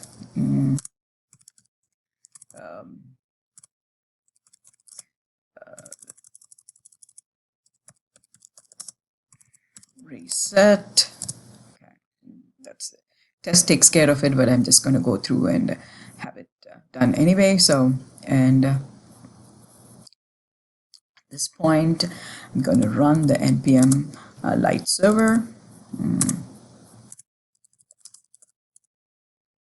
that opens up the ports, and and this is the interface you will see. There's an interface for the minter, which has got check balance, mint coin, and send coin. There's another interface for the regular accounts, which doesn't have the mint coins. Okay, so let's go back to our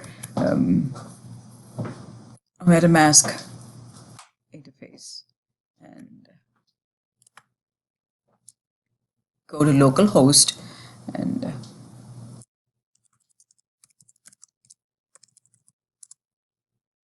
you can see this is the interface the regular account will look at. And I've already created the account on MetaMask.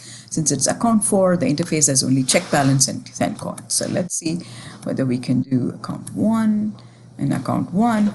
And I'm going to refresh it to see the interface that you have. When I check balance, I have 0 balance. So I have to mint some coins.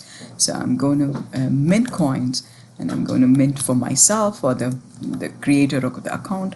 I'm going to use 2,000 coins, not Ether, and 2,000 coins will be created. It has been successfully created, as you can see above.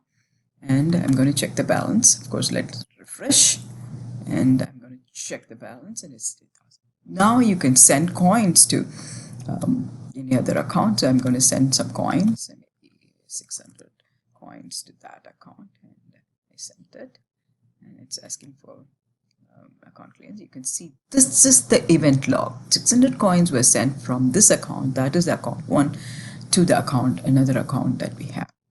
And let's check the balance of that account. So I'm going to go back and go back to the second account in here. 2 and refresh. And I have here the interface with just 2 functions, and I'm going to check balance, and you can see the $600 that you sent came in. And I'm going to exercise the send, and I'm going to send back to the owner maybe 300 of that, and I'm just going to send. And it's going to ask for, and you can see 300 coins were sent from the owner, not the owner, the current account holder, to the owner of the smart contract. And let's go back and check whether the smart contract owner received, that the minter received the $300. So I'm going to go back and to account 1 and refresh to get my interface, and I'm going to check the balance. It should be 1,700. It is 1,700. Summarizing, we explored the use of event feature in Solidity for pushing events and logging events. We also had another chance to try our hand at Truffle IDE and Dapp development processes with Coin smart contract, and became more familiar with the interaction of the UI and MetaMask with the underlying blockchain server.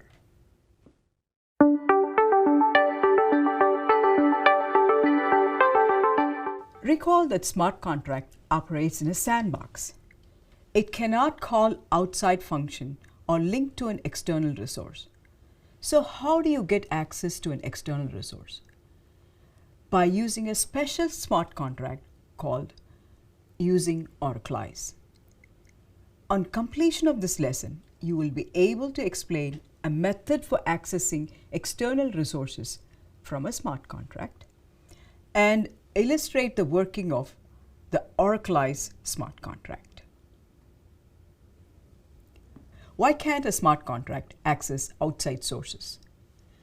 Depending on the source call, it may affect the global consistency of the blockchain. The results of an operation on the blockchain has to be deterministic. These conditions limit the applicability of the smart contracts in many real-world applications that may involve obtaining facts, data, and assets from external world sources. Moreover, the data has to be obtained at the time of execution and may not be available at the time of deployment of the contract. Let's look at some examples. How about the temperatures on Mount Kilimanjaro on a given day? It is a universal fact, but it has to be obtained in a given day from an authentic external weather source. As a second example, the stock market data, high and low price of a stock on a particular date on NASDAQ market. The Oracleize concept addresses this problem of fetching external data from a smart contract. What is Oracleize? When you look up the meaning of oracle, Merriam-Webster's definition of oracle is an authoritative or wise expression or answer. This definition very closely defines the role of Oracleize service in the smart contract Dapp development. Oracleize is described as a data carrier between the web resources, APIs and the URLs, and the smart contract. Of course, Oracleize is outside the blockchain protocol. However, it is a useful component of Dapps that facilitate the availability of real-world facts needed for the functioning of certain smart contracts. How do we use Oracleize service?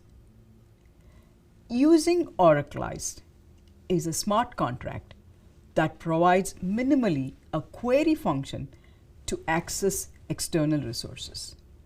It not only fetches the data, but it also provides proofs and authentication about the sources if needed by calling the smart contract.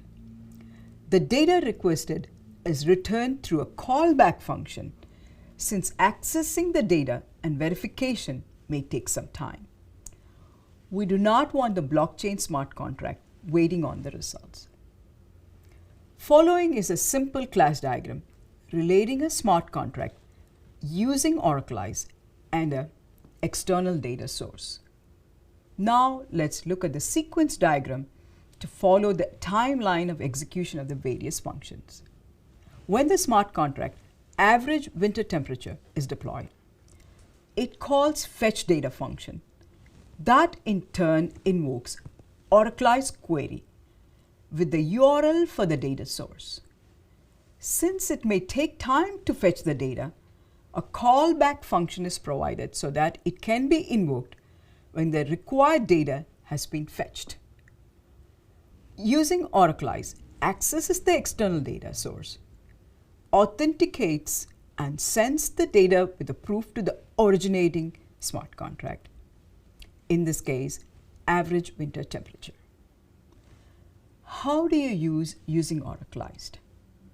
First, you import using Oracleized smart contract using the import statement. Then the contract average winter temperature inherits from using Oracleized. Contract average winter temperature is using Oracleized. Here, average winter temperature is inheriting using Oracleized and using its function to access external resources. As you observed, using Oracleized smart contract is simple. Let the smart contract that you write inherit using Oracleized. It provides functions such as Oracleized query and lets you specify the data source address. You specify the external data source address in the query. Additionally, you may also have methods to verify the proof and authenticity of the data fetched. In summary, we learned about some best practices that can improve the basic design of a DApp.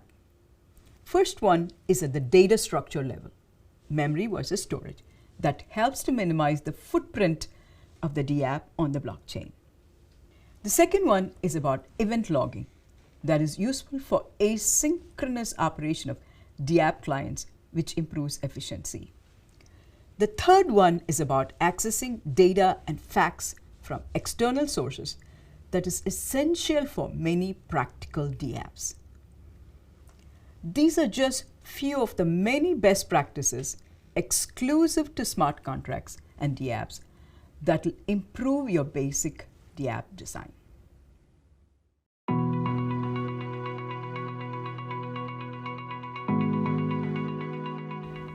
We have learned a lot about developing end-to-end dApps in this course. Have you wondered what problems dApps can solve? Or what are some use cases? We can find many current examples for Ethereum-based dApps in this link. Our aim in this open-ended module of the dApp course is to explore some of the models of dApp and its ecosystem. We hope these discussions will encourage you to think about newer and possibly disruptive application and application models. There is still work to be done for developing dApps and also contributing to the protocol improvements and imagining newer dApp models. On completion of the module, you will be able to list the different application models of dApp and explain Ethereum Improvement Proposal, EIP, and Ethereum Request for Comments frameworks. You will also be able to explain the importance of standards in a decentralized system and explore two standard tokens, ERC20 and ERC721.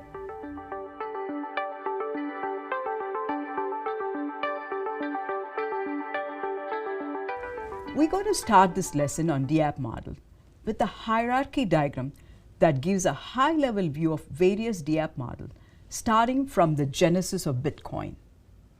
In this lesson, we'll review each of these models. We acknowledge that there are many others not included and that this diagram is by no means complete. We encourage you to add other models to this diagram. After this lesson, you will be able to list some important models of dApp and explain the evolution of dApp models from cryptocurrencies to crypto assets. Let's explore the models one by one. Bitcoin is the pure cryptocurrency. Every Bitcoin was minted by the protocol except for the Genesis transaction from Satoshi to Hal Finney. Innovation of Bitcoin is in the decentralized payment system that is still running, though facing issues with scalability and price volatility. Next, the coin and the initial coin offering. Bitcoin code base is open source, and the initial response to Bitcoin from the developer community were the releases of many new cryptocurrencies. Then came the innovation of Ethereum smart contract. It helped automate the crowdfunding for startups using a virtual instrument called coin and the process of initial coin offering. This is similar to an initial public offering or IPO of company stocks. Coin and ICO use a blockchain to record the distribution of the coin, receive funds, specify rules, and to enforce any preconditions and policies. For example, a policy of some of the Chinese ICOs is that they would not receive funds from the USA. That is, at least at the time of our recording.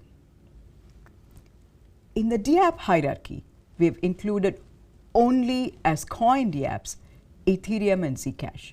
However, there are hundreds of ICOs and coin offerings. It has become a popular mode for crowdfunding. Did you know that Zcash focuses heavily on privacy and uses closed code? We classify any cryptocurrency that raise funds through ICOs in the coins Dapp. Both Ethereum and Zcash used ICO processes for their initial funding. That's the reason for classification of Ethereum and Zcash in this category. The next Dapp we'll look at is tokens and initial token offering. Sometimes tokens and coins are used synonymously. However, we distinguish between these in our model. Token is like a Dapp coin, but its offering is typically associated with an asset or utility. For example, in the highly popular CryptoKitties, a token is used to represent a kitty or all the rules for the creation, life cycle, breeding, etc. are written into the immutable Ethereum blockchain smart contract. At predetermined times, a certain number of new tokens are released and auctioned off for raising new funds. Assets or kitties in this case also appreciate or depreciate in price based on the demand. So the tokens are non-fungible. In other words, value of a token can change during its lifetime. Augur is a prediction Dapp that depends on the wisdom of crowd and their reports on reputation of a product to predict markets. These decentralized participants or crowd get paid in rep tokens or reputation tokens. These tokens represent a fraction of the fees collected if the transaction gets executed based on the crowd's reporting. Once again, there are so many token Dapps in play, yet we have covered only two. In the hierarchy diagram, you will also notice that both Augur and CryptoKitties inherit from standard tokens ERC20 and ERC721 respectively. More on this in the next lesson. Turning our attention to DAO, or Decentralized Autonomous Organization, is an early innovation in Dapp. DAO was an investment instrument deployed as a smart contract on Ethereum blockchain. Autonomous Venture Capital Dapp, to be exact. The idea was to showcase an autonomous organization without traditional corporate governance structure for a decentralized, anonymous fundraising and automatic investing. DAO was deployed prematurely without extensive testing, but the idea itself was well received and DAO raised funds beyond expectation. However, a vulnerability in the code was exploited by hackers. This resulted in a digital heist of a significant portion of the collected funds. You can read more in the Ether Thief placed in the resource section. Actual events do indeed read like a thriller. It is a nice plot for a movie. The Reader's Digest version of this DAO heist and the solution to fix it, resulted in the unexpected hard fork of Ethereum in July 2016. This hard fork split Ethereum into ETH, the Ethereum core as we use it now, and ETC, the Ethereum Classic, that still has the DAO bug in it. In spite of all the negative publicity, we feel that a decentralized autonomous organization is indeed an innovative Dapp if done right.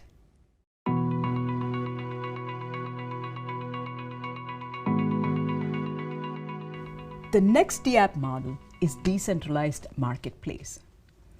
This is an easy, low-hanging fruit of a DApp. We define marketplace broadly. It could be a DApp for anything from selling goods to education credentialing.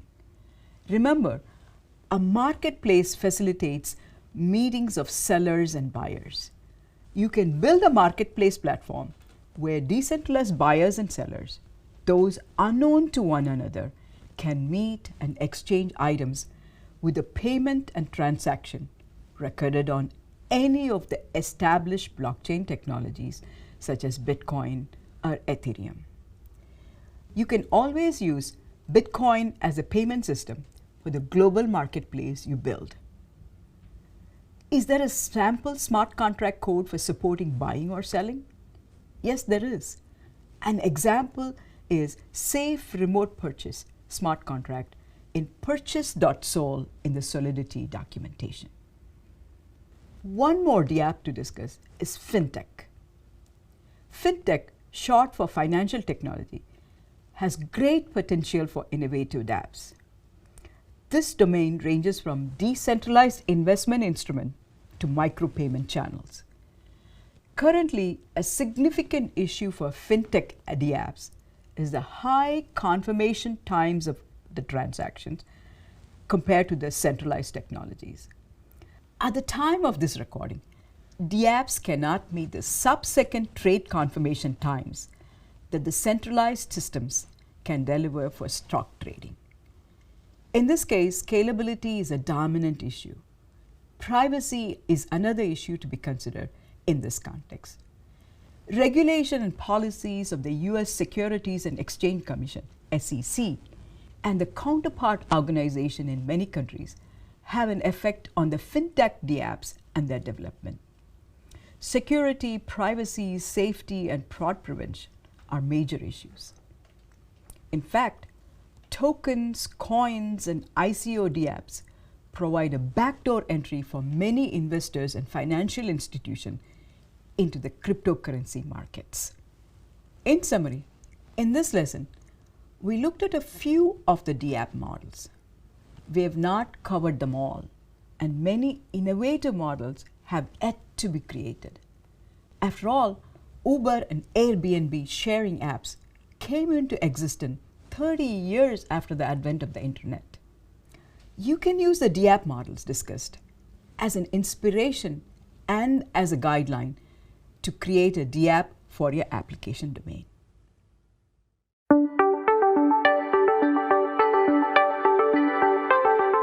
Our focus in this last lesson is on standards.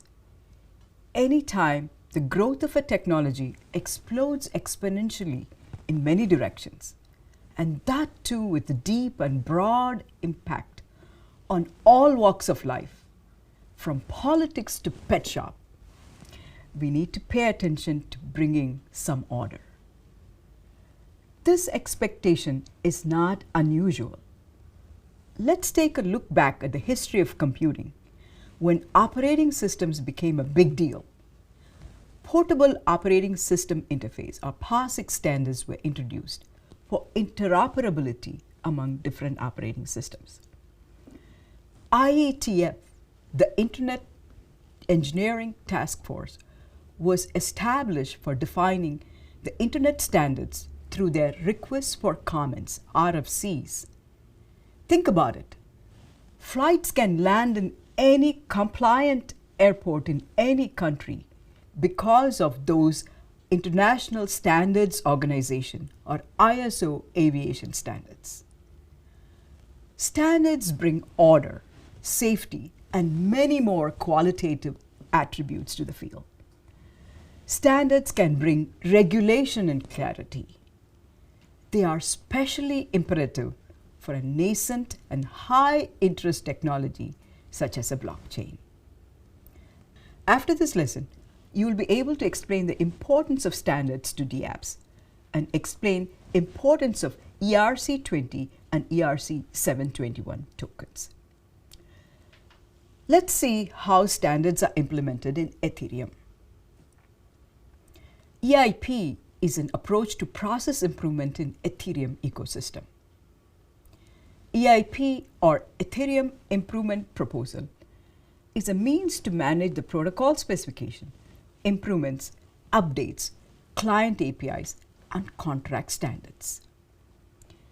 EIP handles issues in 4 different categories, including core, or core Ethereum protocol, network, or network level improvement, interface, or interfaces such as ABI and RPC, and ERC, or application level conventions and standards. In this lesson, we are interested in only 2 ERCs, ERC20 and ERC721 standards. So what are ERCs? ERC is Ethereum Request for Comments, like RFCs of the Internet. ERC proposal for application level issues are given a proposal ID, thus become ERCN. Example, ERC20, ERC721, etc. The solution draft is proposed by the ERC document and discussed in the community. The ERCs are available on the GitHub and discussed on the Gitter and subreddits. The result could be accepted, rejected, withdrawn, or deferred. An accepted ERC is finalized and is allocated an EIP number and implemented by the protocol. We'll discuss 2 of the many ERCs that are making a splash in the Dapp realm, ERC20 and ERC721. Let's consider coins and tokens. As you might remember, anybody can mint coins and issue tokens. Previously, there were no standards to do this. In the last lesson, we looked at the Solidity code for the coin smart contract. You observed that we could easily mint digital coins of any amount we wanted and transfer a coin from one account to another. You experienced how easy it is to issue a coin on your own and transact. You can name your coin something fancy and deploy it on the Ethereum main chain and issue this digital currency to the whole decentralized world to buy. Anybody with an internet connection can connect and transact using your coin. Given this context, let's consider the issues. What does a token represent? What is the value of this token? What can I do with it? Is it an investment or utility token? Can I exchange it for another type of token? Can I exchange it for any fiat currency? Is it fungible or non-fungible? Do you remember non-fungible? Are the tokens limited in number? And many more. These and many issues are addressed in the standard ERC20 and ERC721.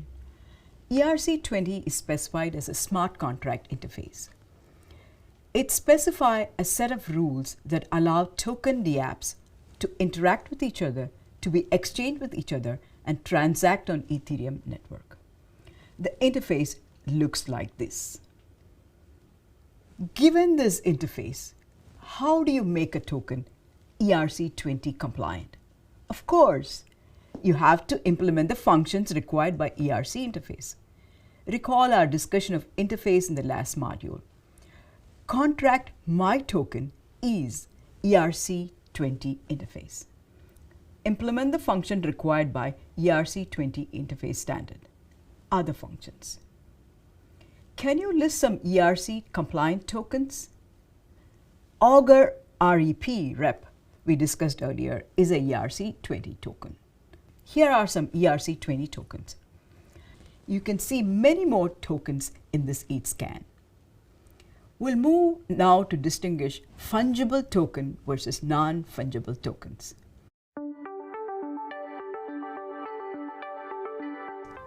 ERC20 is a fungible token. Dictionary definition of fungible says, able to replace or be replaced by another identical item, mutually interchangeable. One ordinary US dollar bill is equal in value to any other ordinary US dollar bill. One Bitcoin is equal in value to any other Bitcoin. One Ether is equal to any other Ether. This is the concept of fungible. Value of this token is intrinsic. Now consider puppy A identified by one puppy token A. Puppy B identified by one puppy token B. Of course, puppy token A is not equal in value to puppy token B. They cannot be exchanged one to one. This is the concept of non-fungible. Consider another example. Compare an ordinary penny with a collectible penny. They are one token or one penny each physically, but their values are not the same. Another example is Pokemon cards. How about baseball cards? How about real estate? The values differ. In these cases and many more practical examples, a given token value may appreciate or depreciate depending on many factors. This culminates in what is known as the non-fungible token, tokens that cannot be exchanged one to one. And ERC721 is a non-fungible token standard. The non-fungible token concept was brought to prominence by the Dapp CryptoKitties. CryptoKitties is an Ethereum ERC721 compliant token. It became wildly popular, exposing many to the crypto world. Of course, since it conforms to Ethereum 721 token, it piggybacks on the Ethereum blockchain. There was a time it contributed to 30% of the traffic and to the clogging of the Ethereum mainnet traffic with a backlog of 30,000 transactions. This Dapp is hailed as an innovation on many fronts, including but not limited to crypto gaming and crypto collectibles. More importantly, innovation of ERC 721 is in proving that the fixed value for a token may not hold in many practical situations. In this respect, ERC 721 standard has an enormous potential beyond digital cats and collectibles. It has opened up a whole new area of applications for Dapps. ERC20 and ERC 721 represent just the beginning of many more standards to come. ERC token standards are being proposed for identity, governance, and security. These tokens and EIPs of Ethereum are sure to transform Dapp ecosystem into a mainstream application framework and decentralization into a norm. In summary, we discussed Ethereum improvement proposal and ERC process that are essential for keeping Ethereum blockchain updated. We also explored the standards ERC20 for fungible tokens and ERC721 for non-fungible tokens. Let's summarize the course as a whole. We opened up the course with a module on essential concepts such as blockchain server, Dapp architecture, and the details of the support APIs. We experienced a hands-on, practical, incremental, end-to-end development of a Dapp using the Truffle IDE. We then explored important smart contract specific best practices to improve the basic design of a Dapp. We concluded the course with standards that are essential for transforming an emerging technology into a more mature technology. Armed with this roadmap of the Dapp development process, you are now ready to chart your path through the emerging decentralized software culture.